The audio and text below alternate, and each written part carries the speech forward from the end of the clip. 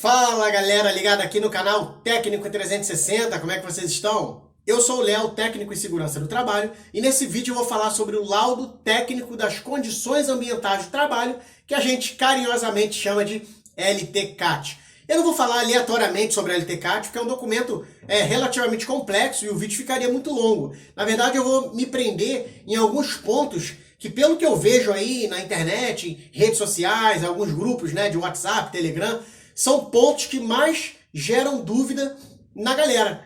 Assim, as perguntas relacionadas ao LTCAT, várias delas são sobre as mesmas coisas. Na realidade, são 4 pontos que eu vou abordar aqui hoje. Primeiro ponto, o LTCAT pode ser utilizado como laudo de insalubridade? Já de cara a resposta é não. São 2 documentos diferentes com finalidades diferentes, inclusive direcionados a órgãos diferentes, tá? O laudo de insalubridade, preconizado pela nossa NR15, ele é um documento trabalhista e ele tem a finalidade de identificar a presença ou não de atividade insalubre no ambiente de trabalho. Já o LTCAT, ele é um documento previdenciário, é um documento que vai servir como base para preencher o PPP, que é o Perfil Profissiográfico Previdenciário. O LTCAT ele tem a finalidade de identificar a presença ou não, a presença ou a ausência de atividade especial no ambiente de trabalho, alguma atividade que enseja aposentadoria especial. O LTCAT ele pode ser individual e pode ser coletivo. Ele pode ser elaborado tanto para uma função, para um funcionário, como para um setor inteiro ou de uma empresa inteira, descrevendo ali todas as funções e identificando a existência ou não de alguma atividade especial dentro da empresa. Fechado? Segundo ponto, toda empresa precisa elaborar o LTCAT? Bom, a Instrução Normativa número 77, ela diz que o perfil profissiográfico previdenciário precisa ser preenchido para os colaboradores expostos a riscos químicos, físicos e biológicos.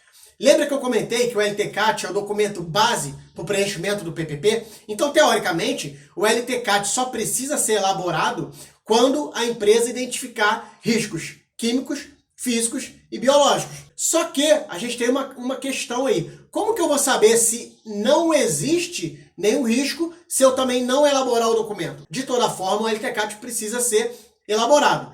Tanto para você identificar a presença do agente químico, físico ou biológico, quanto a ausência do agente químico, físico e biológico relacionado aí, direcionando essa presença ou ausência para a Previdência. A própria Instrução Normativa número 77, ela afirma que quando o PPP estiver sendo preenchido em meio digital, toda empresa vai precisar emitir o PPP dos seus funcionários e aí, consequentemente, toda empresa precisa elaborar o LTCAT. O que é o PPP em formato digital? O E-Social. Beleza? Então, o E-Social é o PPP em formato digital. Quando o E-Social estiver implantado, e aí sim, teoricamente, normativamente, toda empresa vai precisar elaborar o LTCAT para fins de preenchimento do E-Social e, consequentemente, preenchimento do PPP. O LTCAT, terceiro ponto, o LTCAT tem validade. Bom, a instrução normativa, ela não fala nada sobre validade.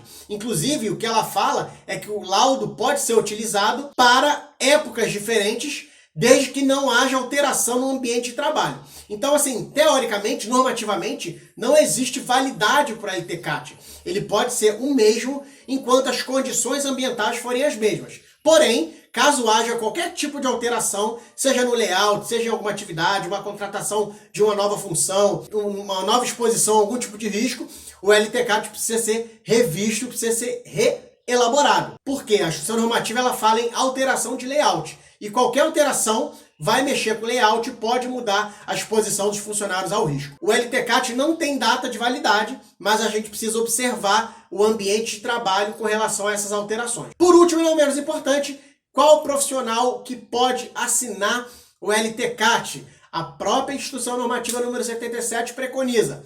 O engenheiro de segurança do trabalho pode assinar o LTCAT, e aí precisa ter a anotação de responsabilidade técnica junto ao Conselho Regional de Classe do engenheiro, no caso o CREA, o engenheiro de segurança do trabalho filiado ao CREA. Vai emitir a RT e ele pode assinar. Assim como o médico do trabalho, também é um outro profissional que pode assinar o laudo técnico, pode assinar o LTCAT. O médico do trabalho também, obviamente, registrado no seu respectivo conselho de classe. Esses são os 4 pontos que pelo que eu vejo aí, internet afora, normalmente geram mais dúvidas, geram mais questionamentos na galera. Mas se você tiver alguma pergunta relacionada ao LTCAT, alguma dúvida que eu não tenha tratado aqui nesse vídeo, deixa nos seus comentários aí que a gente se vira nos 30 para responder. Então, eu vejo vocês no próximo vídeo. Um grande abraço a todos e falou!